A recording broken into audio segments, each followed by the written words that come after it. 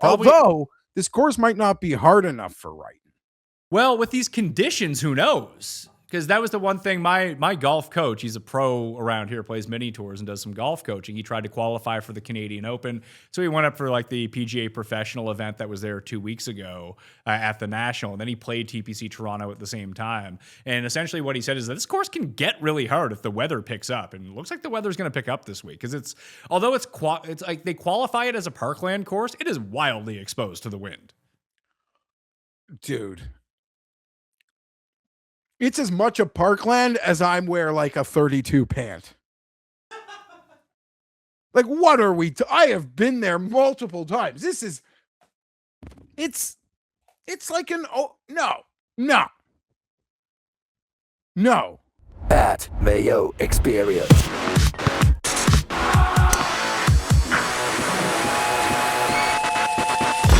Welcome to the Pat Mayo Experience, presented by Underdog, the 2026 RBC Canadian Open Picks, Bets, Preview. One and done. It's all here for you. Hit the time codes if you want to jump around throughout the course of the show. Jeff, it's our National Open, and it seems to have a lot less luster this year than it has in the past half decade. I think that there's a lot to do with it. Maybe some in its control, others things that are not in its control. Just from a quick, like, why it has less pizzazz, I'd say on a home front, Pat, is there's a World Cup soccer game 20 minutes from my house in a few days. The rights holder of the Canadian Open here is the rights holder for the soccer game, and what do you think's happening? They're going to go there. Yeah, no, it just feels like there's so much going on. Not that like the NBA or the golf would ever surpass like NBA finals talk, but like the Knicks are in the finals. There's a World Cup that starts in a few days in North America. There's even the Stanley Cup going on. There is just no bandwidth for a goddamn golf tournament right now here. There really isn't. I mean that. All due respect. Hey, I think if this was at your course or St. George's, it would be a completely different story. Having it where they're having it is killing this tournament. Well, get used to it. It's just a sad reality. They needed a home base. No one was willing to give it to them. We could do this, so we'll do it now. My golf course, my club is celebrating its 100th anniversary when they were awarded 2023 and 2026 in one hit. That was the plan. Last year, early in the year, the membership, without even going to a vote, like the board unanimously took the out in the contract, like St. George's did, and said thanks, but no thanks. That was fun. But it just wasn't worth it. And the board did that because they knew exactly how the membership felt in some ways. I think it will come back one day. Other people tell me like it's never going to come back to Oakdale.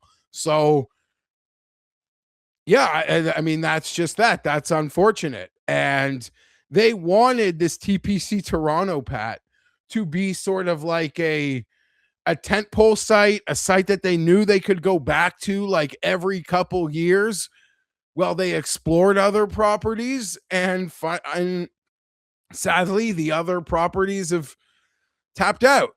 They don't want it for a handful of different reasons. Now, there is a simple solution to all of this. Did you know that the world's second largest country is not just one city, that they could potentially have this anywhere else in the country at great courses? It's crushing. It really is. As someone who this being in my backyard and being the Toronto resident, having access to the tournament, I should feel grateful and just, I guess, be the lucky one. But for the greater good of calling it the Canadian Open, what's happened is quite embarrassing and shameful in many ways. Sadly, between that property being built in, was it fucking Caledon? Yeah. Not Toronto? Yeah. Well, sadly, between that TPC situation out there And in this new like Brian Rolap world of wanting to keep events in like major arteries in North America, I don't even think they're considering moving this thing out of, I mean, it's all slightly out of Toronto, but like sort of out of this region. And that is very unfortunate. It's Canada's loss, and it's to the loss of many golf fans, and older ones probably remember incredible events at Shaughnessy out in BC or all throughout the country. And the disrespect goes to like an even heightened level, Pat, when they can't even, on years where the goddamn US Open is scheduled to be out west, they are not even sending this thing out west to make it more conducive and easier on the players. I don't want to like just shit on Golf Canada, but they got it wrong. They got this thing wrong.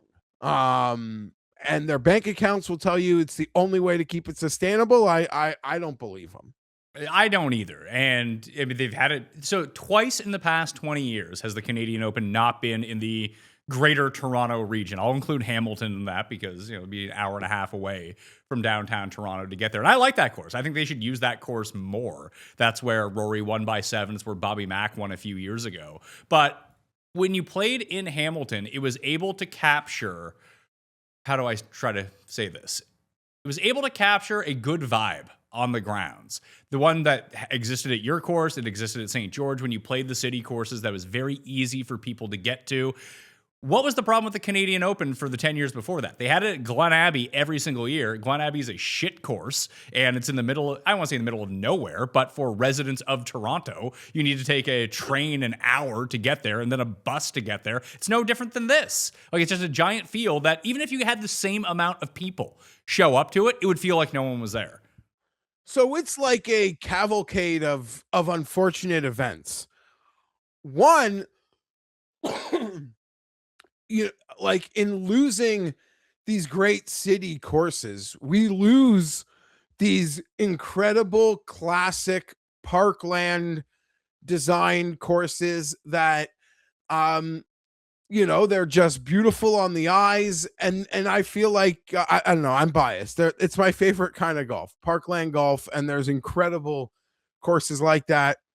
And then they just go out to this monstrosity of a property, and it had its logistical issues last year, and I'll give them grace for that because it was their first year there. So there's a lot of trial and error that's going to occur when that happens. I like to think that they can fix that out. But yeah, we've lost the beautiful parkland courses in the greater Toronto area, and we do not get to explore the country. It is just it's just incredibly unfortunate. It sucks. It sucks. The parking situation last year, I think, may have deterred a lot of people from going this year because you have to drive. There's no taking an Uber to the course. You can't take the subway to the course, which was part of the appeal of having these city courses. So what happened last year was also just very unfortunate in that a lot of the people who parked in their designated lots and the shuttles, there was a lot of rain last year, and apparently the plots of land they rented for parking were just flooded. They claim that they've done more due diligence this year. Excuse me. But again, that was all part of, circumstance, and the first time Golf Canada, I want to trust them that things that went wrong last year won't be going wrong this year. It might be new things that go wrong. The unfortunate thing, to your point, Pat, is there's a lot of people who got caught up in that cluster expletive last year and have literally told me they will not go back until they hear from multiple people that it's good again. The things that were wrong were fixed, and they might hear about that in 2 days. But they're not going this year. Well, they'll have a chance to go next year because it's back at TPC Toronto next year as well at Osprey Valley. We have in studio with us today? Who? Behind the camera? Mike, the producer of the Fantasy Golf Degenerate Show. What? Baxter? Yeah, Baxter's here. Mike, have you been to TPC Toronto? Yeah, I went last year. You went last. Oh yeah, you did, and you went and took pictures last year, right? Yeah, I went last year, and exactly what Jeff said. It was a mud fest in the parking lot, and it was just not appealing. They had to lay hay down everywhere. It was a countryside for sure. Yeah. But it's good to hear your voice, Mike. I'll shout out to the Gate 14, family, boys. Dude, Pat, this guy that Mike works with, imagine if the Chargers played every single day and it was 162 games. That is like the sort of like mental energy Mike has to keep up with, and his boy Johnny. I look at Johnny, he's crazier than I'm about the Chargers, and there's a game every day.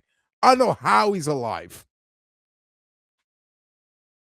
Well, there's a problem with maybe drying it out this year, because there's rain expected overnight on Wednesday into Thursday and then again on Friday.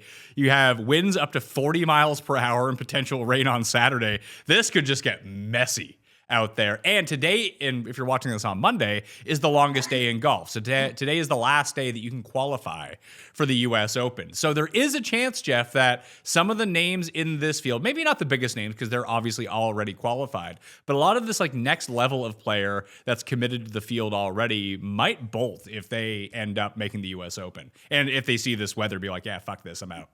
So I'm staring at it right now, Pat, because I got a real busy day. I would have headed out to Lambton after this to see the qualifying. There's 6 spots available here. It's this seems like one of the easier places to qualify in the country. Maybe I'm wrong because it's a PGA Tour event, but there are not many great players here. Jordan Smith's out of the gate hot, my boy. He's currently 4 under. And will I be watching to see if Jesper Svensson qualifies and bails from the Canadian Open? I doubt he would, even if he qualified. But to your point, that's something to keep an eye on. Yeah, Jordan Smith, Davis Riley, Stewart, McDonald, my guy, Pontus Nyholm, the Swedish dentist, Matt Wallace, Alonso Griffin, John Perry are all. I guess there would be a 4 for 5 playoff right now if it was going to end like this, but it's going to be a long day. Guys out there. To tee off though, it's still early. Oh yeah, listen, Seamus Powers and Adam Svensson. So Cool Bet's own Adam Svensson needs to hit the course. Let's talk about last week. Cool Bet's own Oliver Lindell came second at the KLM yesterday. I saw that. I had a weirdly good week betting, and it didn't where I had no one sniffing winning. Gotta enjoy some each way placements here, Jeff, because Alex Fitzpatrick, the first bet I made last week, came through, got himself that top 8, and Joe Dean, the birdie machine over in Holland, ended up coming in third. No chance to win, but came in third, cashed his top 8 as well. So it was a very good week. Did you see? This is probably something I should be saying in an hour from now. Did you see what his first top 10 in 2 years this weekend? Like just in general? Or in general. Was it in Europe or was it in the PGA Tour? It was in Europe, and I believe he's here this week. I have no idea. Who was it? He's a friend. Molinari?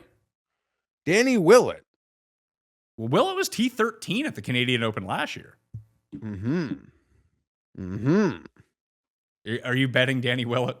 No, but you show me where those T20s are.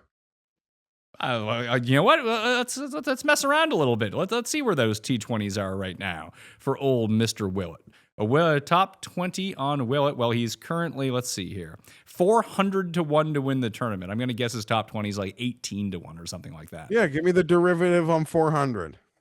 Let's see. Willett, top 20. That's William Mao. His top 20 is only plus 850. That ain't no way to live. That's not great. I was actually disappointed to see he's not at the qualifier. Well, maybe he'll try to just get some good PGA results underneath of his belt. Then yes, as I sort of critically thought through it, it's like he is resigned to the fact that's probably not like the best interest of him just like making money golfing right now. Try to stack some quality results, get healthy. And by quality results, I mean like T35s. Yeah, like make some he's playing cuts. in the Well, world. let's make some cuts here and then see how we do after that. I do have some ways to make money though, because I made a whole bunch of money using it last night. Sharpstack. If you go to 4for4.com/Mayo, you can get the discount on Sharpstack. Just cleaning up on WNBA. Let me try to find. I don't think I've ever seen a second of WNBA, but the projections are so good on this and identifying props. I'm just cleaning up on underdog. I ended up winning, let's see, $1,700 last night. And if Marina Maybray had 3 rebounds instead of 4 rebounds, I would have won $7,000. So there is 5 of 6 in the top plays that it gave out, and it's made different combinations of all of those 2, 3, 4, 5, and then the 6. The big one that didn't come through for 50-1, but. Dude, that's where you want to be. You want to play some pick'em on underdog? Use code Mayo, sign up, then go get Sharpstack and just play WNBA. Or, Jeff, I don't know if you saw it, I put out my results in the underdog drafts from the beginning of the year. I made 3 of the finals, so we're good to go. Beautiful. Let's go. 3 It of the finals, like the final segment. Yeah, well, in 3 separate tournaments, I got teams into the final segment. So I have a 1 in 8 chance. I mean, we'll see chance-wise, but I'm one of 8 teams left in the Pat Mayo Classic, $5,000 to first. I have 2 teams of 25 in the Big Scramble with $40K up top, and I have 1 of 261 in the General Scramble. I used too many auto draft teams in that, and they all sucked. Every single one that I auto drafted was horrible. Happens. I got beat up in round 2. I did not gear enough of my teams for round 2, put it that way. Okay. Makes sense. But I geared all my teams for round 4, so we'll see how it goes. Although Ludwig and Rory not playing in the Canadian Open kind of hurts me. Ludwig's only played in it once. I thought he'd come back, being the site of his pro debut. Sure. You were there. It was at your course, wasn't it? Yeah, I got to pick, listen, I am like personally saddened, like selfish. One of the greatest weeks of my fucking life. Like, I was there from the second we finished recording on Monday morning, every single day. Like, and I walked around like I fucking own the place. I had access to everything with the credentials I had. On Monday morning, I was sitting under a tree in the shade. It wasn't open to the it wasn't open to the public. It wasn't open to members. It was open to like media to come get your credentials. Got my credentials, and then I just was like the mayor of the fucking place. Okay? Like staffers driving me around in golf carts because they like recognize like anything the greatest week of my life. I'm sitting under that tree watching like Tommy warm up. He sees me after. We have our moment. It was just such a great start to the week. I see the clips now. And like, do I wish Tommy like won? Of course I did. And the moment I did. But like to see like all the clips and it all replayed in like 30 years from now, the $6,000. I mean, already it was 3 years ago. The $6,000 was already been spent, lost on like other bets. And it's nice. Like that Nick Taylor, it's a Canadian heritage moment. But yeah, I mean, it was one of the greatest weeks of my fucking life. I mean it. It'd be like giving me an all access pass to like the Chargers sideline, letting me do whatever I wanted. Tommy's dad inviting me inside the ropes. Pendrith bringing me inside the ropes to walk a practice round with him and Cockrell. Like, oh my God. Yeah, I'm sorry. If I never get that again, it'll be a shame. The old men like won. I've said it before. I agree. Listen, 2023 to 2026 is just too soon. And the fact that we had a late start here to the golf season, Pat, like with weather, if that course had to be like handed over for 2.5, 3 weeks and like other closures in and around that for events or specific purposes, people would have lost their fucking mind. We would have like closed it. We would have like locked you guys out. Some of these people. a couple things. Just let me rant for a minute. But I've said it before. The people who didn't want it and were the most against it, even before it happened in 23, used its success against it. They used, like, after the fact, to fight the fight, to not bring it back. They used, and Golf Canada, like, they showed up with a bigger briefcase of money, as I'm sure they have to St. George, because they desperately want these city locations. Still said, no, we're done. We're done. They used how great it was against it. What do I mean by that? We had a Canadian heritage fucking moment. We hosted it once. Nick Taylor won. Nick Taylor won like a 70-foot walk-off. Okay? Why do it again? Why? It's 100th year of the club. There's great displays like everywhere. The Nick Taylor stuff will be up forever. Why do we need to hang like a picture of Nikolai Højgaard beside Nick Taylor? Like, why? Why? Even as a kid, I'd ask like my grandfather, like, why don't we ever have great events here? He literally deadpanned me in the face. We don't want it. We don't want people to know about the place. That's a weird way to end it, but in the end, the people with the old men with power who play like 5 days a week, they used its success against it. That's the bottom line.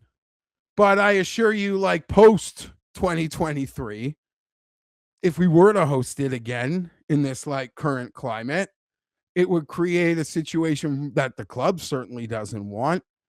And that's like a tertiary factor. Main factor is old people want their golf course.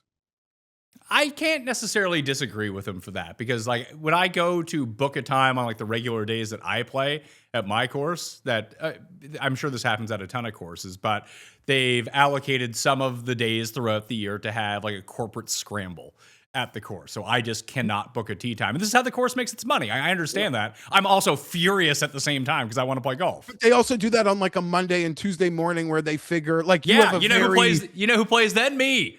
No, I know. You have a job that allows you to like pick your times, pick your schedules.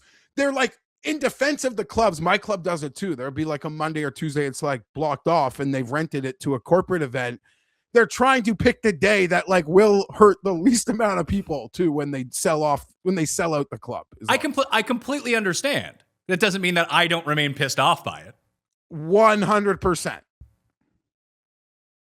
So yeah, that's just is what it is. One day, I got one day maybe again, but it seems like it's not even like right now, it's not even anything the club like wants to consider at all. And I don't want to make this seem like a bummer for the Canadian Open. I hope this year's tournament is awesome. The field, again, even without Rory, is still pretty stacked, especially at the top. So shout out all you good international top-end players who enjoy coming to this location to play every single year. Special shout out to you. So I hope we get a great leaderboard, which we did not. I mean, I guess in retrospect, we did last year because you had Cam Young, you had Sam Burns, Ryan Fox ends up winning. But all of like the very big name talent that was there was especially non-competitive. Rory just mailed it in for one thing. But like Ludwig played last year at this tournament, and he didn't. I think he came like T13. He wasn't really in the mix. Fitz and Shane Lowry, they weren't really in the mix. Neither was Rose. That hopefully we get a few of those names back into it this time around to at least lend some prestige to the events going on. Of note, if you go to BetSportsGolf.com right now to enhance this experience for you, use code Canada at BetSportsGolf.com. You get the rabbit hole for $1 this week. That is huge savings. And you can get your start on the U.S. Open prep as well. We might have another deal coming next week again for $1 for the U.S. Open. But right now you can get that Discord, projections, simulator, all the research stats, everything that you need at BetSportsGolf.com in the rabbit hole using code Canada right now. When we return, we'll talk Memorial. Geoff won a bet on LIV and maybe the end of LIV. We'll see. Stay tuned. Summer's actually the time of year when I notice bad sleep for me the most because the days are longer, the kids are running around nonstop, they're staying up later because it's so gloriously bright out throughout the course of the night, and then they tell me, it's not bedtime, it's not dark out, although that logic never applies in the wintertime when it gets 4:30 p.m. dark out. Now, does it, kids? But I'm outside more, I'm playing more golf, and if I don't get a good night's sleep, I feel awful the next day. It's one of the reasons I've been so happy with my Helix mattress. I've now had mine for a couple years, and it's been a massive upgrade from what I was sleeping on before. I fall asleep faster, stay asleep longer, and I wake up feeling far more recovered. That's the important part. When you're trying to squeeze the most out of your summer, which I have to where I live, it's a pretty big deal to me. What I really like about Helix is they make it easy. Just take their sleep quiz and they'll match you with the mattress that's right for you and your sleep style and preferences. And the summer sale is going on at helixsleep.com right now. So go to helixsleep.com/Mayo for 20% off site-wide. That's helixsleep.com/Mayo for 20% off. Make sure to enter the show name at checkout so that they know we sent you. The Travelers Championship. Now is the time. This is the place. Every star, every round, every shot that makes your heart race as legends walk the fairways. Keegan Bradley, Scotty Scheffler, Tommy Fleetwood, Justin Rose, Cameron Young, Xander Schauffele, Colin Morikawa, and other PGA Tour greats, all battling to be called champion. See the world's best for all 4 days. No cut. You'll feel the pressure before the shot, the roar when it drops. You'll stand close enough to see it all, the intensity, the focus, the moment when everything comes down to mere inches, and where everything makes you feel part of the moment. It's golf at its best, up close, open to all, and only here. The excitement starts June 24th and runs through June 28th at TPC River Highlands in Cromwell, Connecticut. For tickets and information, visit travelerschampionship.com. Now is the time. This is the place. Do you want to start with Memorial or do you want to start with LIV at Valderrama, where you want to bet? Whatever you want. Okay. Well, just I didn't watch any of the LIV. I just saw Hatton won, so congratulations to you on hitting Hatton. Just had a single bet, 16-1 Hatton. Wasn't a large one, but is enough to pay for a few weeks of golf losers as I feel like I'm on the struggle bus there. And shout out to Hatton, who quietly or not quietly, Pat, has like a very impressive courses I've won at resume. Wentworth, St. Andrews, Bay Hill, Valderrama. I feel like I'm missing one more that people like around the world would consider like a very ultra high-end property. So yeah, I mean, it's LIV, not LIV, but still props to Hatton. And if things get stupid at the cock, he's always on the list of guys like you want when this thing is just gonna get to a level of stupid. I did watch quite a bit of it. It's on DAZN. I loaded it up.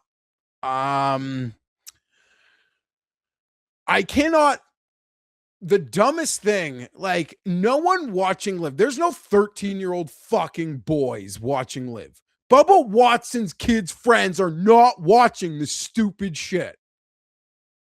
Why? Why do you brag about having someone in the truck on the beep button on Tyrrell Hatton? I want all of it. I'm watching your stupid league. Let me hear everything he's fucking saying. He went through a moment in that round yesterday where he was fighting that golf course. Every fucking break he felt was like working against him. Sergio hits a ball like 1 foot beside is in the rough, has a perfect lie. Hatton's got to like hack out. Just can't carry a false front. He's like, of course, it's me. Beep. Or like, not beep. They don't make a beep. It's just like a dead air. You know they mute it. Why are you doing that? There is not a child on earth watching your stupid fucking league. The people who are watching want that. Listen, he held off Rahm and Sergio in Spain. Answer made a nice run too. Also, I guess, right? Half Spanish, Mexican. We're going. I don't know what I did there. Yeah, no, it's Rahm, Sergio, Hatton on a course like that. The league is stupid, but there's some things. I love golf. So I heard this last week, and I can't remember if I alluded it to you on the show or I just was You talking. told me in private correspondence. I told you that LIV might just be done now. that was the rumors coming out last week. I didn't see it heavily reported. I saw a little bit about it yesterday coming out, that there's now like a gap in the LIV schedule. And it seems like the New Orleans event has already been canceled. That the PIF said that they would probably run out the year with their funding, but now they might just be like, whatever. Just call it quits. Yeah, that could have been the end of LIV. The initial plan was to run out the year. Obviously, when the news first broke at whatever event that was, LIV might this might be the last LIV event. To say it again, it just kind of feels like a little of a redundancy. Because I mentioned this rumor to someone this week, like a friend who's a casual. And he's like, I feel like I'm hearing that every week. And I'm like, no, this one I think is like slightly more real. So I understand how people can poo-poo it. From LIV's perspective, Pat, they are probably like, if we're out of this thing in September, whatever it's going to cost us to break contracts with host cities or whatever the calendar is probably less than like hosting the actual events. So instead of it costing us, I'm just for easy math sake, 20 million, it's going to cost us like 7 to break vendor deals for a week these weeks. Let's just pay the 7, cut our loss. Maybe that's true. Maybe that's what's happening. I don't know how that affects the players and the pay. Shout out Tyrrell Hatton if he won the last one. I'll have to hit up our boy Andy Molitor, who I remember talking to him once, said he wants to like be able to tell his kids. This was like when LIV first started, because he knew it like last 3 years that he bet every single LIV event. That's awesome. So we'll see. I'll ask him if he fulfilled that quest. I don't know if it is the end so long. I would say when the only thing I actually care about hearing these rumors that it's the end, it's my minor in psychology from Western, is like how that will affect some mental headspace for the US Open. I was an apologist at the end of the Masters when you can in your head connect the dots that like it's highly plausible that these guys found out like 36 hours before the Masters teed off that PIF was done. And that might, that's not a fun place to be in like your biggest week of the year. So now for them to like find out that it's over like the week of the US Open, I wouldn't think that's a fun mental spot to be. Or that they just know. They might know. It does seem like at the Masters they didn't. Based on rumors about Bryson's camp representatives. Yeah, but Bryson has that other shit that's going on off the course too. And that's kind of his thing. Yes, and you know what? Here it is. I picked the low-hanging fruit with Jonathan. Now we're going to say something in defense of Jonathan. I think what Bryson wants to do is kind of, it's his right, but it kind of puts Rahm in this like unfair spot where he has to defend himself. Now, what do I mean by that? Bryson seems like he wants to do everything. The YouTube, the pro golf, easy. But he also wants to be like part of the securing funding, getting the funding, meeting with investors in all the meetings. He's got no kid. Well, we don't know about that. There's something. Could be up there. Could be a baby in an oven somewhere across America. But he's like, Rahm's got 2 or 3 kids. He's married. Like, he's got a life. And he's a golfer. And Rahm has to say, like, I'm not involved in that. For starters, I'm not smart enough to be involved in that. There's a joke you can make about Bryson who thinks he's smart enough to be involved in that. But if you're an investor, you probably want to see Bryson's face. So I'm not going to knock him for that either. Rahm's just like, I'm a golfer. I'm like, golfing is hard enough for me. I'm just a golfer. And every week he has to like answer questions why he's not involved in that stuff because Bryson is. So part of me feels bad for John. It's hard to feel bad for John, but he's got to like, just another one of the things I guess comes with the 400 million at this point. But yeah, that's cost of doing business. And when you said that it's going to be cheaper for the PIF to pay out and break their vendor contracts rather than fund the tournaments, it's going to be way cheaper because they just won't pay them. That's how the PIF's going to roll. Sure. Well, the vendors might get, like you pay a deposit, like swallow deposit. Sure. You can keep the deposit, but it's not like, oh yeah, there's like a $3 million breach of contract here. If you guys don't show up, the PIF's going to be like, fuck off. Oh, fair. And that would come at us. I dare you. Sure. And that would be bad for like some vendor in Indianapolis to get sniffed because of the Saudis. We feel worse for that person than say, I don't know, Sergio Garcia getting stiffed. I don't know. It's just weird. I assume, what's the event after New Orleans?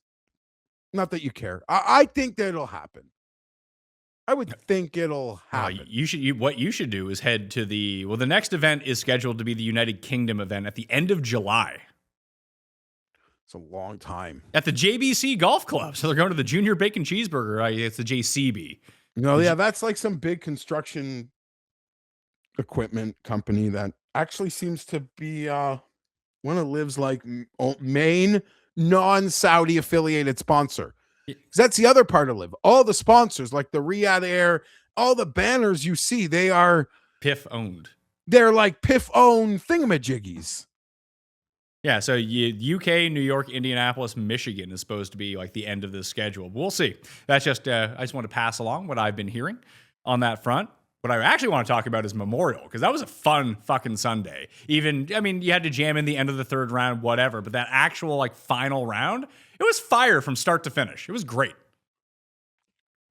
Yesterday was just an incredible day of golf. The KLM conditions were entertaining and fun.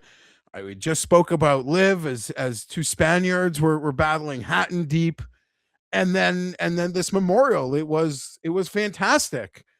Other than some complaints about CBS not showing certain people tee off on certain holes, I thought they did a pretty good job. Which I thought was really strange because it was very clear pace of play was very slow on that course because they had guys going off on 1 and 10 in groups of 3. You would see a guy hit a tee shot. I was using like the live stat tracker update. It would be like 15 minutes between drive and approach shot into the hole. That there was definitely enough time to show some of these shots. Feels like there's always time in some ways to show the shots. And at a course like this where I don't know, it felt like on some of those holes, the tee shots were absolutely crucial. And then, well, hold on. It's weird. Like in the playoff, we'll get to Poston and Gerard for a second, but guys coming down the home stretch on 17 and 18, that if you missed it to the left, where everyone's trying to carry it over the bunker on the left on 17 and try to land it into the fairway, they don't have a camera over there to show you where the ball is. They just have a camera on the other side of the fairway. You can't really tell what's going on where the ball is. It's bizarre. You'd think after 50 years of being at this tournament, you could just put a camera over there. Dude, this is like the 4th time this year in like a huge moment. Definitive Gap Top Masters Rory on 18. Where CBS in like a huge moment of a big tournament doesn't know, and there's like 4 people on the course left. No one's out asking you to keep tabs on the 13th hole. Where they don't know where a fucking ball is. I don't know how it's possible. I don't know how it's possible. The tournament was too good. I don't want to turn this into like a shit on the coverage, but as someone that like inherently lives this, like it's just part of like his breathing, they're not showing any of the key shots. They're not showing anything. They don't show Tommy tee off for shit all fucking day. And we get to 14. He's got a 4-iron, and I know this is performative production. This drive is gonna fucking suck. Like, how these Pat, I know. I producer brain why am I seeing this? What? This is like just put it in the fairway, attack the hole. What happens? It's like, why am I seeing Tommy with a 4-iron? I'm not saying they shouldn't show it, but I'm saying if you have any semblance about watching golf tournaments and what they do and they don't show, you know you're about to get daggered. Tommy daggered himself Tommy. I don't know if he would have got to 12. Wouldn't have, but he did hit it in the water on 8. Do you know there's water on 18 up the left side on the fairway? Yeah. You, if you miss it too far to the left, you're in the water. Yeah, well, Tommy did that to end his Saturday, which was Sunday morning, and that's when, whatever. Gerard got a soft bounce in the playoff because he put it over there too, and I think he only hit a 3-wood at it, and he was trying to hit a cut and it ended up like pulling it, and it was slightly drying on him. He got a really soft bounce, and it didn't go into the water. He got lucky. But Gerard, I listen. JT Poston winning this tournament, there were 0 selections of JT Poston in the race for the Mayo Cup, a tournament which has 5,555 people, and everyone has used most of the good players in the tournament already. 0 people had him. I saw on the tip sheet that Golf Checker put out, 0 people bet him. He didn't have a top 20 this year going into this tournament. And as someone pointed out to me on this show last week, I mentioned when we were going through the names, like, this would be a perfect JT Poston course if he didn't suck so much this year. And here he is. He's a winner. Yeah, there are a lot of like lovely plotters that seem like got around this week, and there's a bigger question I want to ask you about fairways, because it seems like in some big events where I think they're supposed to matter, the winners are winning without them. It all depends. I mean, this breaks back down to how Matthew Wolff and then Bryson ended up winning that U.S. Open at Wingfoot. That it was hard to hit fairways this week, for one thing, and being in the fairway is always going to be an advantage, but it felt like it was more actually like Pinehurst when Bryson kept putting it into that the waist area, into the wire grass, and he just kept like getting pretty good lies. It felt like Poston got a good lie every time he was in the rough. Every single time. And then you got Tommy coming down 17. He has to hack it out, can't even keep it in the fairway, then hacks it out again into the bunker. So you just mentioned it with Sergio and Hatton. It was kind of the same thing. It's just like some weeks it's your week, other weeks it's not. Luck plays a predominant role in so much of this that we don't like to give credence to that, but it does. Like imagine. Listen, I thought Burns was in the water, and it turns out he doesn't like to get wet. He likes to end up on a bridge, and he almost made that putt for par from what was like 47 feet, something like that. He makes that putt. He might end up winning this tournament. I mean, I say it all the time. I don't want to offend like the people who think they're too smart or think they're the smartest people in the room and think that their tools are, the greatest on earth. Rabbit hole, betsportsgolf.com, code Canada, get those tools for $1. Give me luck like every single time. Like, yes, when you pick a guy, you are like expecting him to play well, right? Like you're expecting him to play well. The concept of winning the freaking tournament is like 97% luck. There's 150 guys playing their own fucking ball. The amount of variables that are out there are infinity. Infinity as far as I'm concerned. As Faraday would always say, could have gone in for the same price. Of course, when we like pick a guy and like we're even betting him to win, I am betting him to play well. I'm betting him to play well. It's because I think he's going to play well. Winning, we gotta get so fucking lucky for that. Like that's just a fact. I'll never be talked out of that. It felt like Gerard's to lose. And then him hitting the drive on 18, then shit talking the guy in the gallery would have been an all-time moment had he have won. Go fucking stone that guy in the parking lot.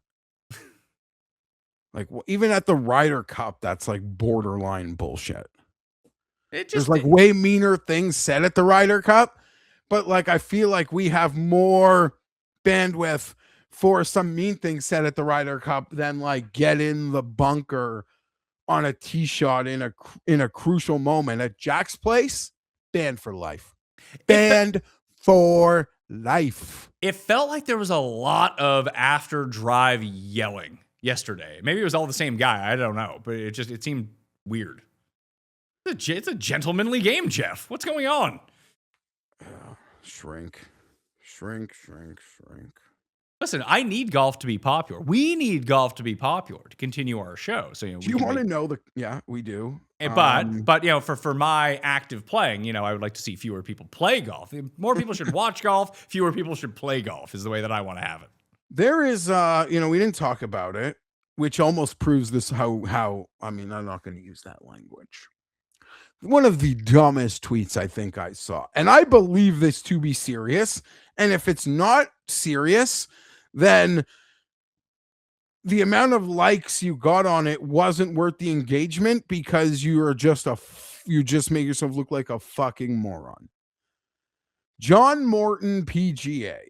I don't know who In that is. 5 years, Nelly's win today will have done the equivalent for women's golf that Tiger's 1997 Masters win did for golf. Off the charts growth coming. I think that's awesome. Nelly won. I'm embarrassed to say I watched 3 golf tournaments yesterday, none of which were the women's US Open. That's not, I mean, I don't know. I wasn't like trying to avoid it, but I didn't fucking watch it. All I watched was the final putt where she almost missed the 2-footer. I don't know how that dropped. I saw the clip of that. Yeah, that's all I saw. I was golfed out, by the end of the day. I watched some of the KLM in the morning. I watched a bunch of Memorial. Then I actually had to spend time with my kids at nighttime. And I say this often, and I don't know if there's an answer. And maybe in the new, I don't necessarily love everything we're hearing in the roll-up unveils, but not changing signature events is strike one, pal. Well, there's going to be like a lot of pain and pressure points, and I think a lot of them will be worked through. I do. Like this, I do believe like every player on tier 1 will be having X amount of exemptions to like show up at tier 2.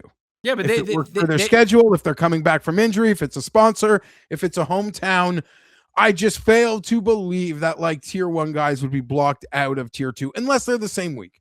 But I do believe, and I feel like I've said this a few times, golf eats itself. I don't know where the weeks are supposed to come from, but there are so many of them that is it the craziest? This might be the craziest thing I've ever said.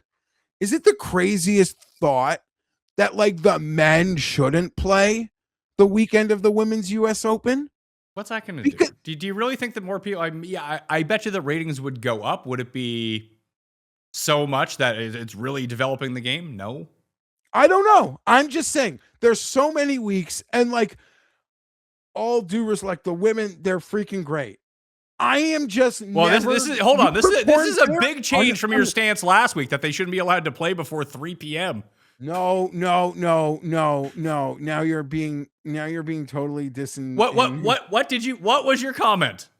My comment was there's nowhere on the entire calendar of the club outside of like club events that are blocked out for men to golf. There's nothing like that. It doesn't exist. Listen, once upon a time at my club, Pat, like women could like not golf before like noon on the weekends. And that's the way you liked it. Kids were not allowed in the dining area. When I was a little kid, I was not allowed in like the dining area before like 3 o'clock. Like, anyhow, sometimes have I joked at home? Never mind. There's things I want fixed at the club, and it's not those rules. It's more like, can we get frosted mugs back? That would be my champion, not to create old rules. I'm not that guy. But I did notice in having a free Tuesday morning that I could not get on the course for anything other than 9 holes because it's like Ladies' Day. I'm aware of Ladies' Day. My mom participates in Ladies' Day. Men have men's league, but men's league is like you just have to play on that day on that like specific 9 or something. That is like all that's asked of you. There's no like blocked off. These are men's league time slots. So I just noticed that like we've gotten to the point where now the only people that have like a blocked off time slots are the ladies. And good for them. Like they got to make us, they make, community and sounds thing, like you, but sounds that's like all. you love It was just an observation. I should have kept my mouth shut. You like, if you really lean into this, you have a career on like Instagram Reels as one of those manosphere people. No, listen. Here's the problem with golf courses. I wish, Pat. Would I like there to be like a male only place like in the club that is like a room made out of rich mahogany? Yeah, I would. The women can do whatever they want in their room. But we live in this like world where like, no, that is like the most egregious thing that could happen. Did those places like used to exist? Yes. Have other clubs held the line? Yeah, good for them. That's all. Like, is that like the meanest, weirdest thing to say? Just seems strange, honestly. What did I even say that is strange? Yeah, just you want to create barriers between you and people of the opposite sex. How would you qualify what you just said then? There's so many spaces. Sorry, the world's been so hard that you don't have any of your own spaces. Like, what do you think? I'm walking around my club with a "Make Oakdale Great Again" hat? Yes. I told you my number one agenda would be getting back frosted mugs. Well, it sounds like you've moved on to other things, and now that's not happening. No. That's like objective 1, 2, and 3. But no, they did a kitchen reno and they changed the freezer, and now there's like no room to put them. So, fuck off. You and your frosted mug. Let's get back to Memorial for a second. Yeah, let's get back to Memorial. It was beautiful. But I stand on ground that golf eats itself, and the women could never truly like grow to even remotely close to what Mr. John Martin or anyone who would think like that. I'm saying they should have their own weekend, not grow up with not go head to head with Memorial. And you're going to turn this into me being anti-women. No. This was not me turning that into anti-women. It was more women shouldn't have tea times at this time. They shouldn't have their own tea times. We need our own rooms. That was more anti-women than anything. More of a shouldn't. It was an observation. Sometimes you see things. I should keep them to myself. An observation that he doesn't like. It's just selfish. It's like Pat's like, this is when I can like actually golf this week at this time. And it's like, listen, I just told you the problem that I have with the scrambles at my course. That's a personal thing. It makes me mad. I understand the world doesn't revolve around me. Yeah, that's all. You articulate better. I think what you think. You don't want to think what I think. It's a dark place, Jeff. Well, trust me, I'm a midget too.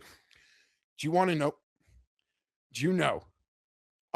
This quick, because no one wants to hear about someone's golf story, because it's like you telling me about a poker hand. Just to know, from the tee box, the longer tee box, I'd never broken 90 before, ever, from that gold box. From the blues, I've broken 90. From the blue gold mix, I've broken 90. From golds, I'd never broken 90. It's like my quest right now. I shot a 90 on Saturday morning. Do you know what I did? Would have shot an 89 if you were allowed to play 10 minutes earlier when the women played? I tripled the last. Oh, that's brutal. So and I'm watching I'm like, oh my God, I guess it is hard to close a tournament. Not that was a tournament. And I didn't know the number. But I'm not as dumb as you guys think. Math is pretty simple on a golf course. You just know when the math is mathing. I know what I've been shooting. I knew I had wiggle room. That's how much the math was mathing. it just, what a disaster. What a melt. What a melt. I am a mental midget. I am a mental midget. Let's move on. I think that's actually because we saw this happen. I think it was with Poston in the playoff, and you even heard them talk about it with Ryan Gerard on the 18th hole.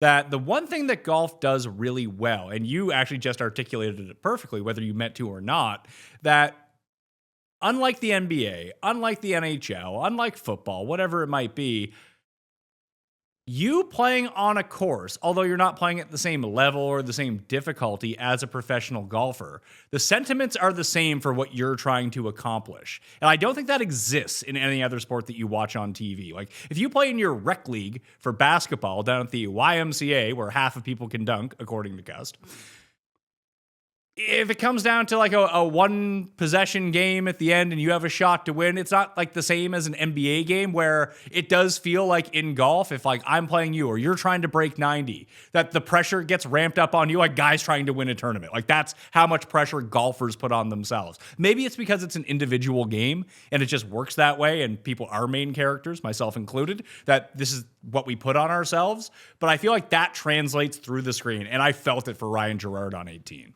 Oh, I loved yesterday. Like, was I and I never allowed myself, not even after he hit the eagle putt, did I allow myself to think Tommy was gonna win. I've just been down the road too much. Was I excited to like have a sweat? Yes, but I was not getting ahead of myself at all because I just know how this freaking thing works.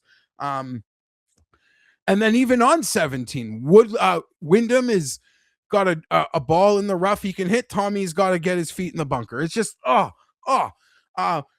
so did I have like a horse in there late? Did that make it exciting as a guy? Like, yes. Take all that out of it. I loved yesterday. That like final hour, that 18th hole, even after Tommy was out of it. I didn't have a bet. I didn't have a sweat. Gerard versus freaking Poston. Who gives a shit? I did. I was so captivated. It was amazing. Shout out to our boy Larry, Tom, and Marty's. I'm not like putting salt in the wound. Like, this is, maybe I am, and I shouldn't have led with that. What's the most like relatable golf betting thing is like this loser who you like, who's like your loser, but like you're gonna bet him a lot, but you're not gonna bet him all the time because you're not betting him at signature events and majors. You'd bet him at the Canadian Open. Yeah, because he's fucking JT Poston. And then, so you're like so happy. Like this guy who you root for, who you stand for, is winning a preeminent tournament. We've decided, at least between me and you, it is like the biggest non-major players event you can win on the tour. He wins it. You're so happy for him. And not to say it's like using this term very loosely. Like there's no way, even if you bet him, you're making like a generational wealth bet. But it had to. I wonder if Larry, like at any point, got in live just to have the money sweat too. But we've all been there. We all root for our losers, and then they have their like moment of greatness. It's like, yeah, I'm not on it. And I'm sure, like, I'm talking about it on our show. The amount of DMs, I didn't even want to DM him. Like, did you bet him? Do you have a secret bet? Like, what do you got? What do you got? You got anything? Like, I hope he wins for you, man. Anyway, one of the good guys in the space. Shout out Larry. Shout out Poston. He's if he like Tim would get off on the credit. You know what I mean? Yes. Larry had Ryan Gerard at 180 to 1. God. He cashed it out though, so he turned $10 into 700 in the when the playoff. That's hilarious golf betting. That's hilarious. Like your guy is going up against a guy you have a bet on. I love that. I wanted Gerard to win. Although it felt very funny because, like, when you look at the types of players, and I think I shouted this out earlier in the week. Remember when Kyle Stanley ended up either winning here or lost in a playoff to Bryson, whatever it was? Ryan Gerard is just Kyle Stanley. That's who he is. They have exactly the same game. And what happened for Ryan Gerard this week? He led the field in putting out of nowhere, despite the fact that dude can't putt ever. And he almost got it across the line in a major event. This just comes back to why you always back ball strikers over guys that are great at putting. And then you have JT Poston who ends up winning, but his week was just weird. it did, like, watching him, it didn't feel like he was playing well. And then he just made clutch shots when he needed to. So many clutch putts, other than like the hour blip on Sunday. Like even how he ended his Saturday round with the up and down on 18. I don't know. Yeah, I guess the guy had enough gas in the tank from the strokes he got earlier. And that round where he shot 7 under on Friday, did you watch the players do interviews after the round on Friday? Yeah, they couldn't believe it. It was the best round of the year. Even not even discussing his score. JT, like that's the hardest conditions I've played in all year. And a lot of guys were echoing that sentiment. So what an incredible, I mean, you can win the tournament in a round even on Friday, despite having to nut up on the weekend. What an incredible round. And there's a funny clip PGA Media put out, Pat. It was Tommy in scoring after Friday or maybe Thursday, where he's like, Rory, is the 16 here like harder than the 12th at Augusta? Like there's nowhere to put the ball. And Rory's like, yeah, the 12th at Augusta is not that hard. I birdied it on Sunday. It was such a boss. Like, and Tommy's like, I asked the wrong person. There was a couple other fun things from the tournament. You mentioned that they did the dead air for Hatton on LIV. They did the dead air for Scheffler on Sunday too, when he clubbed down to a 3-wood and just pushed it as far right as he possibly could. Then there was just dead air for about 10 seconds. And then I think that social media makes stuff disappear so quickly, but him losing it on Ted Scott was pretty funny. I enjoyed that. I really enjoyed it. Because I don't think you get to have it both ways with Scotty, and people seem to want to. No, hold on a second. Either he's the most boring guy on earth, or he's an absolute hothead. And I feel like he's really gone from one end to the other. I'm really starting to enjoy Scheffler, who doesn't win every week. When you say you can't have it both ways, you talking about like him or the fans? Fans. Or like the people that call him out for being boring? The people who call him out for being boring. I don't think that he's boring. Not anymore, at least. The guy's losing it on the court. He's turning into Spieth. But angrier Spieth. I'll put it this way. I think that was, a little blown up. For starters, we're talking about Ted freaking Scott. The guy carried Bubba Watson's bag. Like, he got his ass chewed. Chewed. This is like nothing. This is playtime for Ted Scott. Scotty, it's a bit of a conundrum right now because I actually had myself thinking about this on the weekend. And I don't think there's a good answer, Pat. Would I rather be the best player in the world by a definitive gap who's known for being boring? Or would I rather be the best player in the world who's known for being a baby? And maybe neither of those are like the actual truth. But I think I'd rather be the best player in the world who's known for being boring than here's the thing. When Tyrrell Hatton does it, we'll admit it's like charming. It's like when that dude in tennis, that French guy, loses his shit. It's charming in a way. If Federer did that, no, you can't do that, Raja. You won everything. Like, it's just, so that's how I look at it. Like when guys like Hatton do that, and maybe that makes me a hypocrite. I'll own that. Like, we can put that on the table. And I don't think I'm alone. But it just hits so different. That being said, I think it was a little overblown. I agree. The attention that one incident got. But it's, I guess, part of like the pattern of once a week we get these things from Scotty, which is more entertaining than boring Scotty. But if I'm Scotty, would I rather be the best in boring or the best in a baby?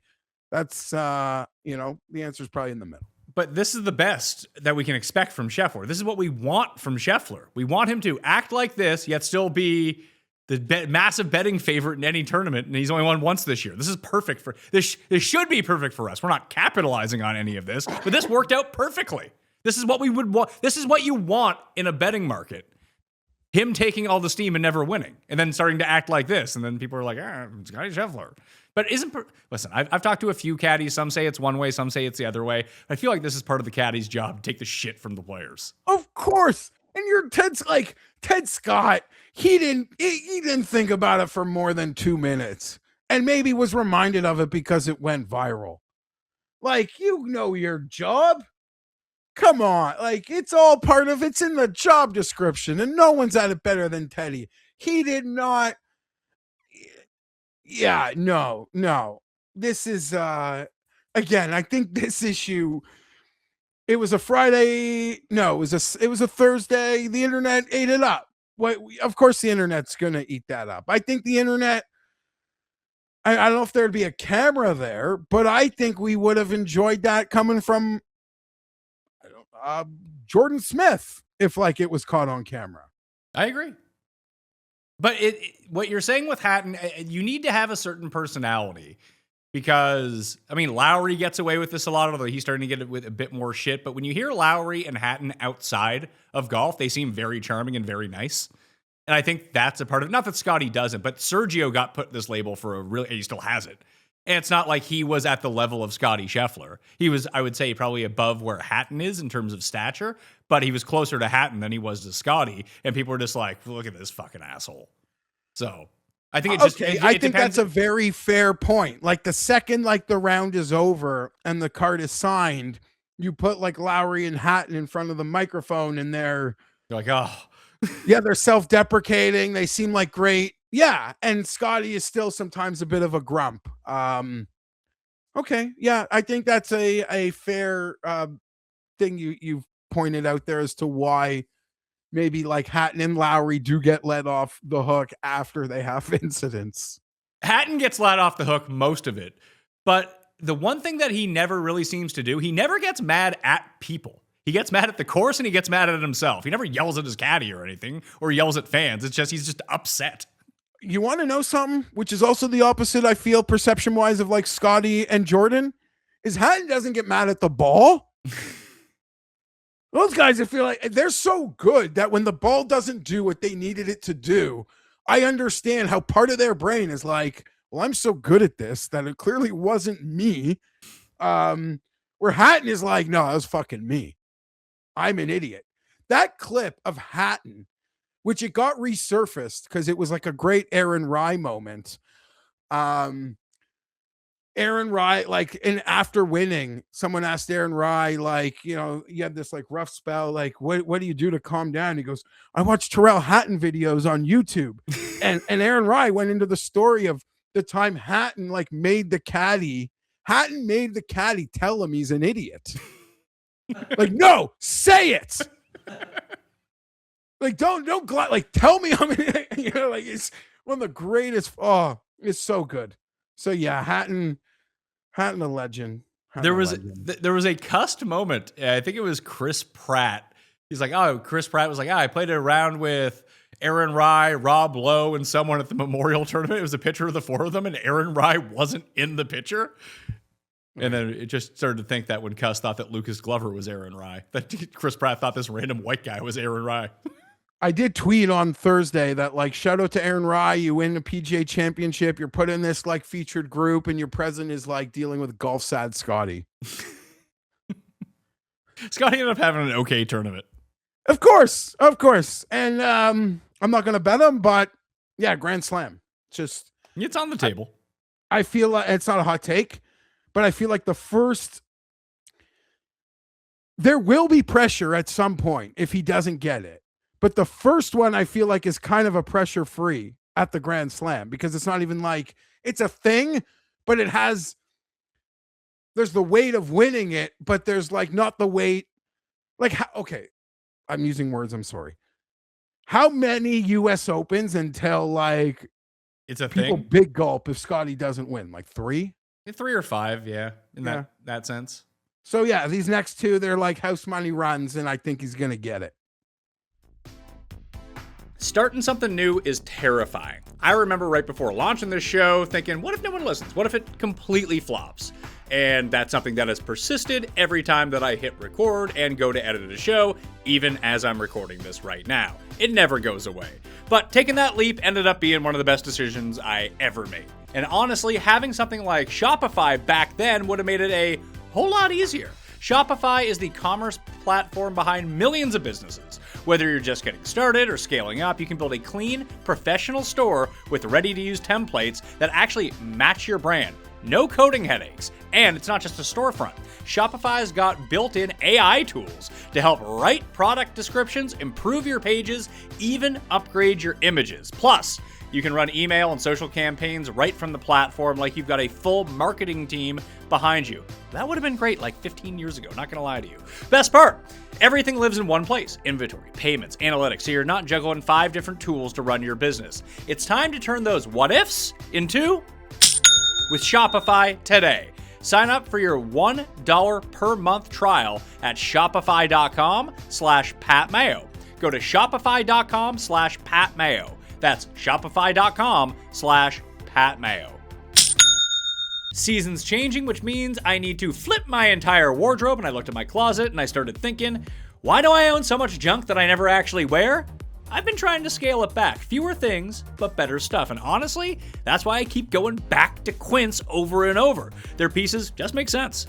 The fabric feels legit, real quality, not that fake premium marketing nonsense that they send me on Instagram. That stuff sucks. What you want is super breathable, really comfortable clothing that looks sharp without trying too hard. Even the Flow Knit activewear. That's the sneaky one for me. It's soft, moisture wicking, doesn't stink, and you can wear it all day and not feel gross, which is a big win for me. The kicker is the price. It's like 50 to 60% less than what you'd expect to pay for this level of quality because they cut out the middleman and go straight to the source. So you're not paying for a logo, you're paying for good clothes. Refresh your wardrobe with Quince. Go to quince.com/mayo for free shipping and 365-day returns. Now available in Canada too. That's QUINCE.com/mayo. Quince.com/mayo. Canadian Open. We've already talked about the course at TPC Toronto, Osprey Valley. The host site, it was last year, it is this year, and it will be next year as well. Pretty good field. Again, you can use code CANADA at betsportsgolf.com, link in the description if you want it, and get the rabbit hole for $1 this week. And that includes everything on the site. There's no extra levels to betsportsgolf.com. You either have a membership or you don't. That includes the projections, the simulations, the Discord, the optimizer, the old Fantasy National lineup builder. It is all in there for you for just $1 this week with code CANADA at betsportsgolf.com. Top of the board, we got Burns and some Euros. So Burns lost in a playoff here last year, and he's not the betting favorite right now. Fitz is currently the betting favorite, although the books are up in arms about this. That seems to be 3 separate ones. If you're in Canada, outside of Ontario, use coolbet.com right now. Get your bonus down in the description. Find it all there. Fitz is the favorite with Tommy at 12-1. Burns is 13-1. That is different at different sites, different orders, different numbers, but those are the 3 that are the overwhelming favorites this week. And then it drops into Morikawa, Bobby Mack, Wyndham Clark, Justin Rose, Brooks, Shane Lowry, and Nikolai Højgaard. That's the next group of 20 to 30 on the betting board. Then you still have like Hovland's there. Going into this year, Geoff, did you think that you would see a world at the Canadian Open where Hovland and Wrighton would be the same number, basically? Nope. I mean, I've bet one of them. Wrighton? I bet Wrighton at 40-1 at Rivers on its drop. It's a good number. It's the best number you're going to find right now. The best Yeah, number. it's already gone. Yeah, 32 is the best number I see right now. So yeah, I've bet Wrighton. I even went to look at what his US Open odd was. I saw it was just consensus 80 at places that had it. And I'm like, you know what? I'm going to bet him at 40 to win the Canadian Open instead of 80 to win the US Open. Although this course might not be hard enough for Wrighton. Well, with these conditions, who knows? Because that was the one thing, my golf coach, he's a pro around here, plays mini tours and does some golf coaching. He tried to qualify for the Canadian Open. So he went up for like the PGA professional event that was there 2 weeks ago at the National. And then he played TPC Toronto at the same time. And essentially what he said is that this course can get really hard if the weather picks up. And it looks like the weather's going to pick up this week. Because although it's like they qualify it as a parkland course, it is wildly exposed to the wind. Dude. It's as much a parkland as I'm wear like a 32 pant. Like, what are we? I have been there multiple times. It's like no. I dread the day I have to wear a 32. That sounds awful.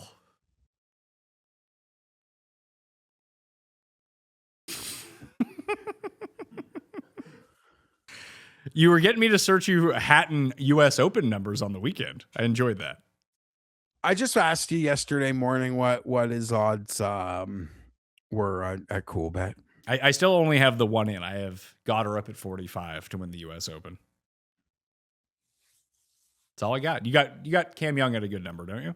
Yeah, I got Cam Young. I actually don't even have any Cam Young Open championship. So unless it's like I forensic accountant, haven't found it yet. One of my books, but some U.S. Open 70s, and even like, I don't know, I guess I used a boost in the summertime. It's like, you got a boost. What do you want to use it on? And I used it on Cam Young to win the U.S. Open from like 70 to like 95. So, of those top end guys, Fitz, Fleetwood, and Burns, do you think you'll get to any of them? Because it would probably honestly be Burns for me, but I'm probably not going to get there. Just a pass. What about that next level? Because the name, it shouldn't be surprising, because if you've been watching golf for the past month, it would make a lot of sense. But Wyndham Clark's looking good right now, man. Wyndham Clark looks amazing. Confidence, and hearing him speak last week, early in the week, it's crazy. Like, he felt like 3 weeks ago, he was just like fighting everything, right? And like worried about like status and getting points. And he wins, and then the two at T3 at Memorial. I don't know. I mean, there was a part yesterday, Pat, where I know like Burns has the 6 wins, but it's been a while where you're staring at those 5 names and you're like, there's only one closer on here, and it's Wyndham freaking Clark. When was the last time Sam Burns won? He missed the 4, 5, 6 footer versus Ryan Fox last year. Yeah, that doesn't count as a win though. When was the actual last time that he won? I think it was the match play. It was the 2023 match play was the last time that he won. That's been over 3 years since his last win. Yeah. And who was it it might have been I don't remember. But yeah, I mean, like, history shows like every golfer does their most winning in like a 2.5 year window. Like most normal mortal golfers who have like great times. Wyndham Clark was second in strokes gained off the tee at this course last year, and he couldn't putt, he couldn't chip, and he couldn't hit an iron. But he's doing that stuff now. I mean, conditions aside, which is a silly thing to say, like blindly, it's of all these guys at the top, it feels like, under 30, Burns, Wyndham, and Brooks are who the course I feel like will suit the most. Well, it's Morikawa is an interesting case. Apparently, Morikawa's wife is having I don't know if she's had it yet or they're having it this week. So I think they had it last week, and that's why he's playing this week. Okay, that is something I feel like I heard, but I didn't give it too much attention. I tried to look to see if she had it or not. I couldn't find anything, but he's been committed to this tournament for a while. Pardon me? He's been committed to playing in this tournament for a while. Do we still have any reason why Victor is playing this week and didn't play last week at a tournament that he's won before? That's also a signature event? Not a clue. That's one of those things, like if golf was a real sport and had like real reporters, we might find out. So I find this like top of the board very interesting because this is a great Nikolai course. I think that Bobby Mack hasn't hit an iron well in about 2 months. But when you take a look at the style of player that ended up near the top of the leaderboard last year, it was driving, it was putting, and hopefully they could chip or putt not horribly and be fine. And I feel like Bobby Mack is that type of guy. I'm not interested, which is sad. Like I'm betting. I mean, I got one bet in. He's fucking dud, although he's playing well. I am, as much as I said, like Brooks is going to win this thing for 2 months, and for my peace of mind, like I should bet him. I'm not, and I'm not going to have any bet under 30 to 1. I do want to swim around here because I have interest in Clark. Rose's ball striking was awesome last week. He just amazing. He just couldn't putt. Yeah, Rosie could be sneakily peaking for a good moment here. Especially if the conditions get ramped up. I would like Bobby Mack a little bit more and maybe even Nikolai. So I might end up with one of them on the card. We go to that like 30 to 60 range. I wrote up Michael Brennan because I looked at the opening odds at other places and he was like 57 to 1. I was like, all right. And then I tune into the morning and take a look at the board, and Michael Brennan has been bet all the way down to 33 to 1. There's still a 53. Well, then I might need you to bet that for me because everywhere I have access to, the best number I can find is 37 to 1. So I bet some of that 53. So if I need some more, I'm gonna have to find someone who's like minus 10,000 in a soccer game. But let's see if that's still. Well, according to Cust on the World Cup show, Canada should be minus 10,000 to win every game at the World Cup. Well, he's cursed like 8 of their players out, apparently. Canada's dealing with some injuries. Did you watch the World Cup show? I am at Group G. Okay. I'm at Group G. The World Cup doesn't start till Thursday, so I feel like I'm on good pace. It was a lot of fun, and firstly, you put out the clip. Tim nailing every winner, every host city for life. He is a savant. As much as he is insane, he is a goddamn savant. And maybe my brain could do something like that if I never did any drugs or alcohol like Tim. But no, that would be taking credit away from Tim. That'd be taking credit away. I don't think he realizes how crazy some of the things he can recite are. It's tough. So, question. Yes. There was a lot of comments on Instagram, especially, that were like, this is common ball knowledge. Most soccer fans. No, that is so untrue. I agree. Well, can we find these people and then ask them to do it on the spot out of nowhere? 100%. Yeah, it blew my mind. I was fuming. Every single, like the winners and the host cities going back like 100 years? Yeah, going back 96 years, I think. There's no way. Even people who think they're experts would like screw something up. I asked ChatGPT. It was like 0.1% of people maybe could do this off the top of their head. It's just, I don't know. Well, like that 0.1% of like people, like I think you have to subset it to like soccer fans, but I don't even think they could do it. And at the speed for which he does it. No. Shame on those people. Shame on them.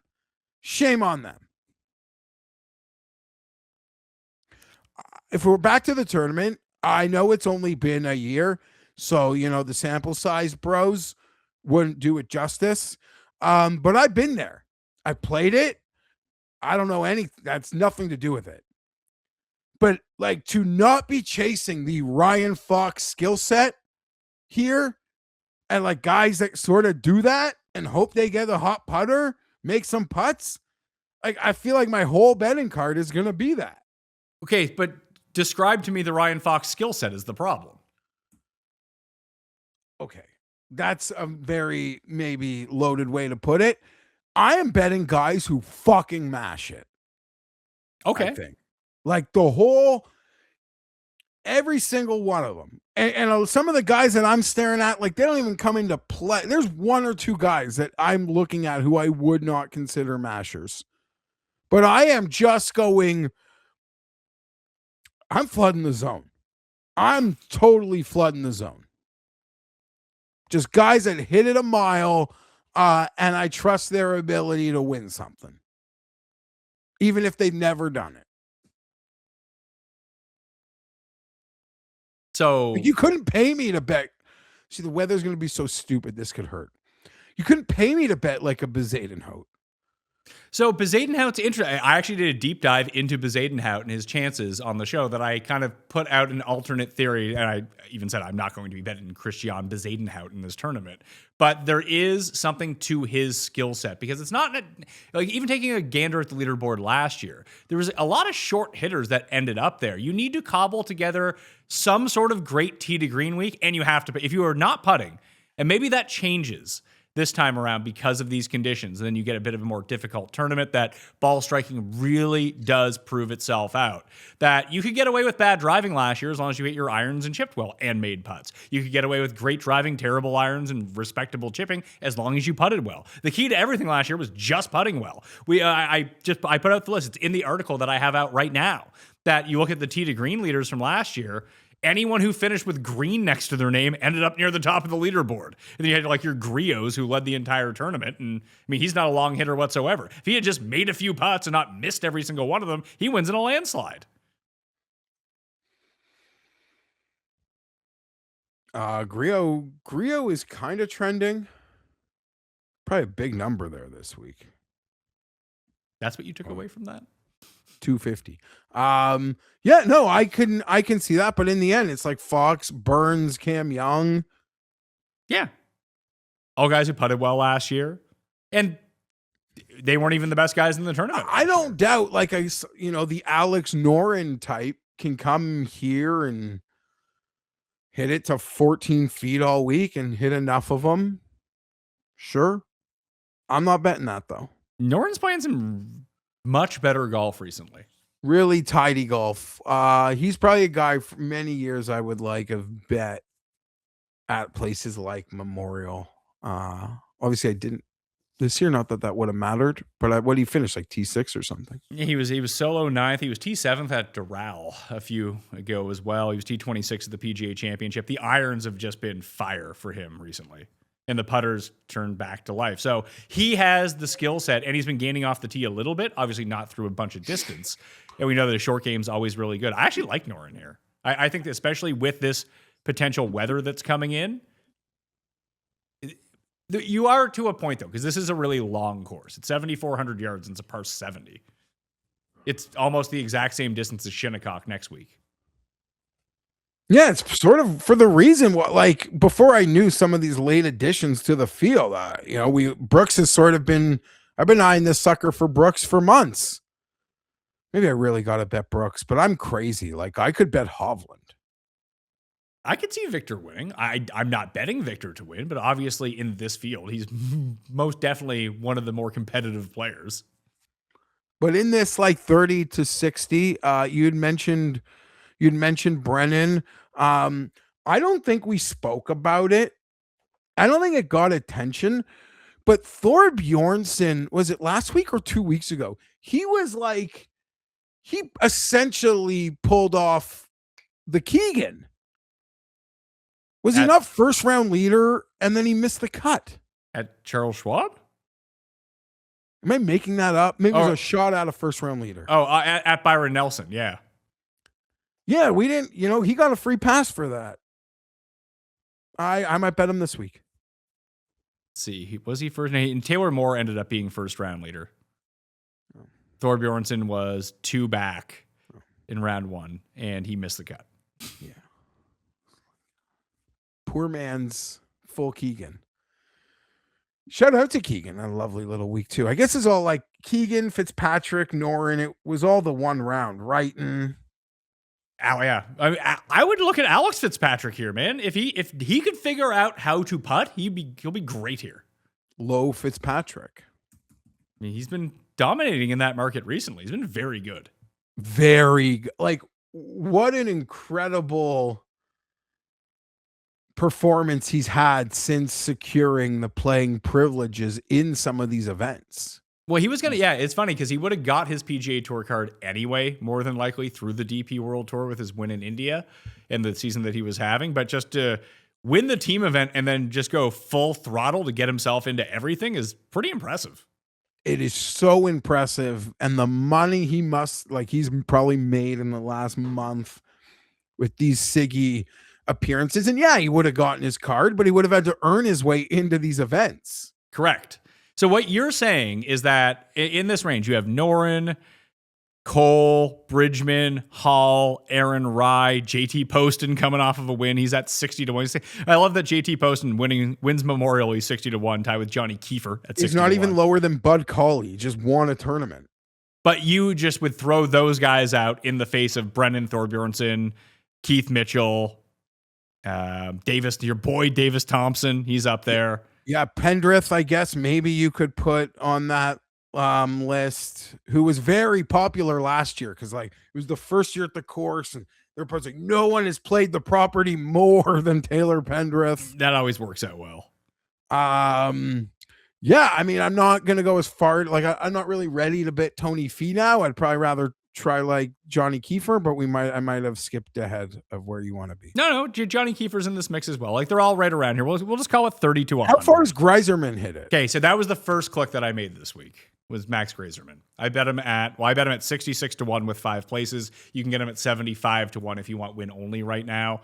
I wanted to take the extra places with Greiserman, but no one was trending better until the last time we saw him than Max Greiserman, and he was absolutely terrible at Colonial, which is not a course where I would have expected him to play well anyway. He was brutal, but before that, he had played driver-heavy courses, and he's not putting.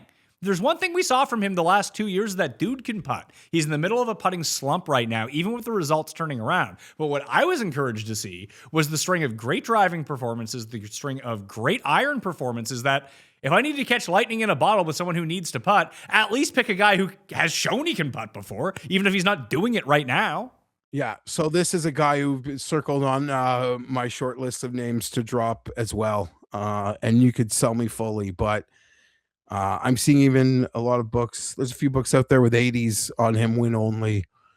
I could see myself in my flood the zone, like purely having him. And you'd think I would know this answer. Let's just update that Lambton scoreboard. What's Jordan Smith like off the tee? I feel like he kind of sprays it around. That's my impression of him. I might be wrong about that. I can go effort that for you if you'd like. Jordan Smith in this field this week, 16th in strokes gained off the tee, 66th in distance, 42nd in accuracy. He's kind of a above average distance, above average accuracy, not super long, not super accurate, but better than most of the players in the field. Well, he hasn't made a birdie since we last spoke, but he's still in first. Him and Max McGreevy are tied for the lead with AJ Ewert right behind him. Good times there. We'll see how that one see how that one play. Oh, Grillo. Grillo's here. One under. Got to try to get yourself into the tournament. So the other names that I was looking at from this area, because I do like, I'm not getting to Brennan at 37. I would bet Brennan at 50 if I can get the 50. I had like not even considered betting this guy in forever, and I don't think I am either right now. But did Steven Yeager like recently come back to life a bit? He had a tournament where he was pretty good. He was good early, and then he probably started missing left. I mean, that tends to happen. Let's see. Where was it? Yeah, he was 9th at the CJ Cup. He was playing with Wyndham Clark in that round, in the final round. Okay, yeah. He just didn't happen to shoot 12 under in that round. Yeah, he had 2 good weeks in a row. I mean, the PGA Championship, he was kind of in the mix for a while because it was all putting. He was leading everyone in putting, which is not something I'd expect him to do all that often. But the iron's been shitty. The driving's been okay. Chips well. I bet Mac for his 3rd place a couple weeks ago. Would you consider anything there? Mac Hughes? Meisner. Oh, yes. Oh, Mac Meisner. Yes, I would consider Mac Meisner this week. Yes. Yeah. I would consider him. I think that Johnny Kiefer is a play. We'll see. I think Potgieter could be a play. Okay. So yeah. So this is all. I am like a very anti-Fienberg betting card this week, but this is literally, I'm betting like I think all of these guys, Greiserman, Meisner, Kiefer. If you want to go about, I see Pot sitting at 100, but there's other guys that I might just blindly be betting, and it's kind of embarrassing. So the other guys that are right on this threshold, Stephen Fisk is right there. He's a putter. He has been lately. You are correct about that. But that's not always been his thing. Usually, like he's a big bomber and then tries to navigate his. For a while, I was calling Stephen Fisk the new Luke List. He was just dominating tee to green and couldn't make a putt. So he's actually starting to make putts right now. Seems like a good fit for him. Okay, so again, another guy on this list. Can we go beyond 100, or you don't want to go there yet? Sure, let's go beyond 100. The long shots. So I'm seeing Punt Geeter at 100. I'm probably a sucker, but when I do flood, if I do do a full flood the zone, I'll probably get hosed into RNP at 100. ADDDC 150. Kevin Yu 130. That is where my head is at this week, friends. Other than that Wrighton bet at 40 and Brennan, I am just shooting back to this 70 through 150, it seems. So the places that I would look for, so I only have the 2 bets in. One is Grazerman, 66-1 with 5 places. And then I bet Jackson Suber 125-1 with 8 places. Part of it. So those were 2 guys that I bet before I really figured out what I want to do here. So I said, I like those guys that you talked about. Potgieter, Fisk, Meisner. I think that Max Homa is super live this week. Makes the caddy switch. And just looking at his numbers, he's been trending upwards a little bit. Zach Bauschu, your guy. I think that he is, I wouldn't say as an outright winner, but someone to finish inside the top 10, top 20. I think that that's a look there as well. But other than that, I don't know how much of the zone I would like to flood, only because I take a look at these guys at the 30 to 40 range. And as I said before, Clark, Nikolai, Rose, Bobby Mack, Noren, Brennan, even Thorbjornsen, Alex Fitzpatrick. I think that's the range that I want to. Now, obviously, I'm not going to bet 9 guys between 30 and 45-1, but I'll probably pick 3 of those, go with Grazerman, go with Suber, maybe add one more long shot. That's how I see how my week is going to develop. At least that's how I think it's going to go right now. Yeah, as of right now, I think I'm going to have one of the biggest cards in terms of total bodies relative to what I would normally have. You mentioned Suber, who's also part of this consortium of player I'm looking at. I don't know if I should be looking even further down the board, but I am, and I can almost guarantee that I'm going to bet Jesper Svensson this week. No, you got to get on the Svensson train. But again, I don't necessarily think that, if I just listen, Code Canada gets you access to the rabbit hole, right? Here's something you can do. And I did this on the show, and I'll do it for you right now. I can type in TPC Toronto.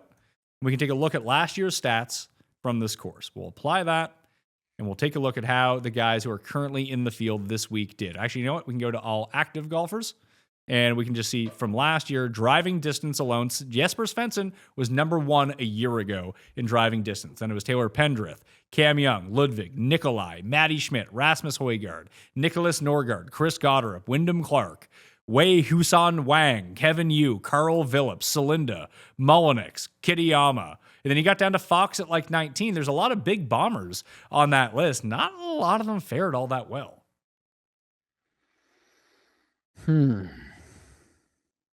Now, Cameron Young did. He was 3rd in distance, 49th in accuracy. That works out well. Chris Goddard didn't make a putt. He ended up missing the cut. He had Wyndham Clark, who was 77th in accuracy, but 10th off the tee. Didn't really work out for him. Kevin Yu was 1st. He ended up coming 3rd in the tournament, but he was 12th off the tee, 21st in accuracy. Avoiding the rough last year really paid big dividends.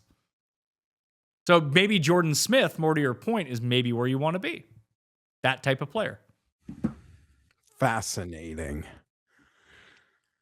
Oh God. Okay. So I could be wrong. It's a 1 year sample, and now we have conditions.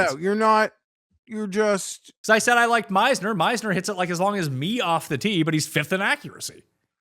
Yeah, he is the one accuracy player who was sort of cracked my list. Oh God. Yeah, last year when you look at accuracy and guys that actually had plus distance, Kevin Yu came 3rd. Matt McCarty was 22nd in accuracy, and it was plus at 73rd in driving distance. He ended up inside the top 10. Rico Hoey, Thomas Rossenmuller, Sam Burns. McCarty here? What's that? McCarty here? No. You know what? Denny McCarty, but I don't see Matt. No, I don't think Matt McCarty's too good to play now. We're good for him. So if we're looking at this year's stats, from just what we've seen. Maybe you can even sort by driver heavy courses because guys hit driver 81% of the time off this tee. If you sort by accuracy, then go backwards to players that are in this field that have like plus distance. I'll give you some names here as we go through it. Michael Brennan, the big number one, 36th in accuracy, 5th in distance. No one's even close. Alex Fitzpatrick is another one, 5th in driving accuracy, 17th in driving distance. Neil Shipley, 14th in accuracy, 23rd in distance. Jordan Smith, as I mentioned, Robert McIntyre, Doug Gim, Shudarshan Yalamaraju, William Mao, Michael Brennan, Justin Rose, Dan Brown, the Da Vinci Code, Rasmus Niergaard Peterson, Thorbjornsen, Stephen Fisk. These are the guys that we're talking about here. Your boy, Davis Thompson, Wyndham Clark, Hao Tong Lee. These would be the names probably if you were just going to go on that driving perception that you do want the distance, but you need to hit some fairways. These would be the guys that I'd be targeting.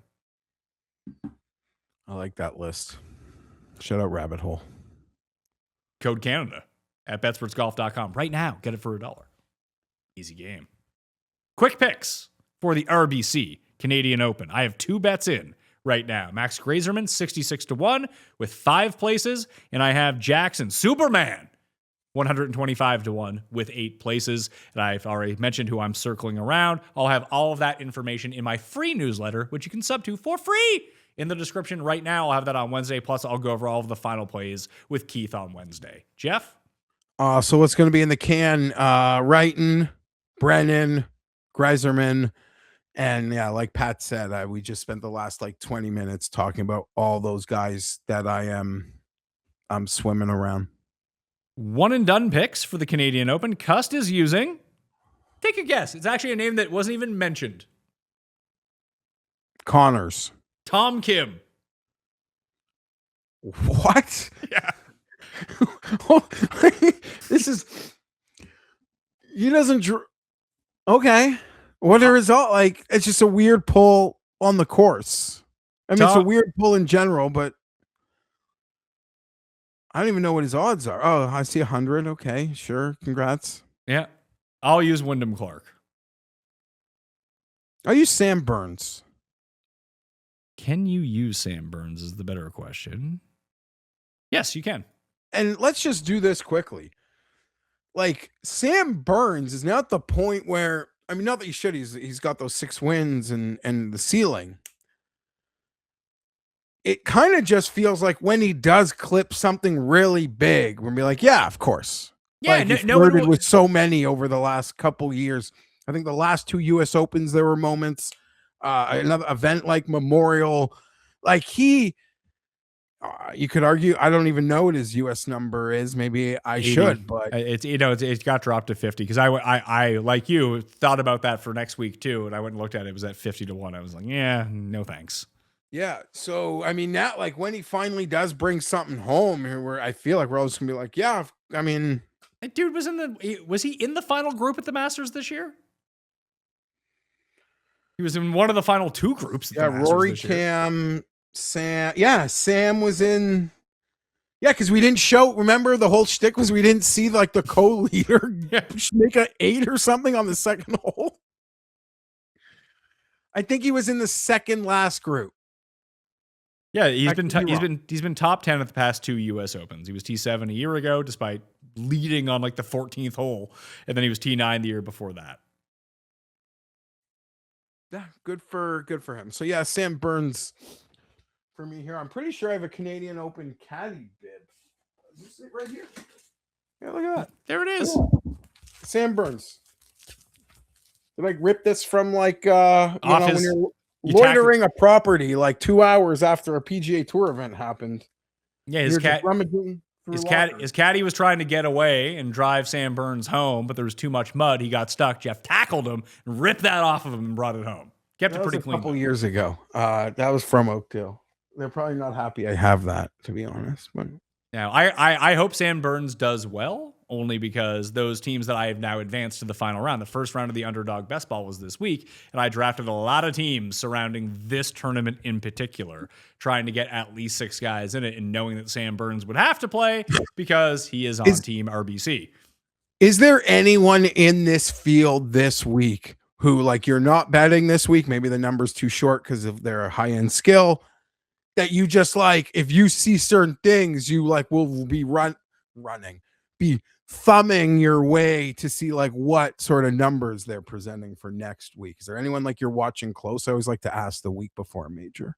Not really, because I think that everyone who would be live for that sort of thing is kind of priced out already. Like even from the back, because the back end is not good enough. Like, oh, if Tony Finau has a good week this week, maybe he too can qualify for the US Open and make a run. No, not really. Yeah, you're right. This was more of a question, I guess, because we had elevateds leading into majors where Yeah. like good players were still like 60. Yeah, you're right. This field it's hard to ask that question. Let's say Rasmus Niergaard Peterson wins this week. Are you going to be like, man, he's going to win the US Open now? No.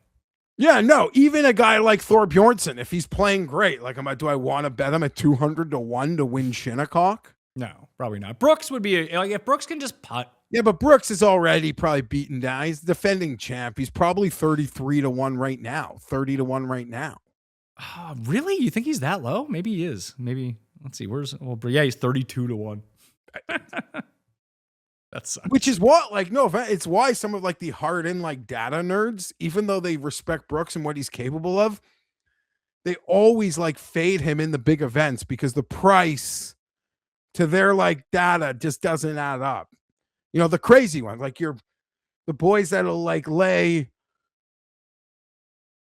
an RV on Brooks not to win sort of shit, if you know what I'm saying. Yeah, you do that stuff at the underdog prediction markets if you would really like to do it. Geoff Fienberg, I will let you get out of here. It is Canadian Open Week, which means code Canada at betspertsgolf.com will get you the rabbit hole for $1 this week. I'll be back tomorrow with Tambo, Wednesday with Keith. I got some football on Thursday, and I have a very special guest to kick off US Open Week towards the end of this week, and we'll start having content on Friday for Shinnecock Hills because the year's third major, one of the most fun ones around. It's going to be a blast. All right, I'm Pat Mayo. Thank you all for watching. I'll see you next time. Mayo Experience! Experience!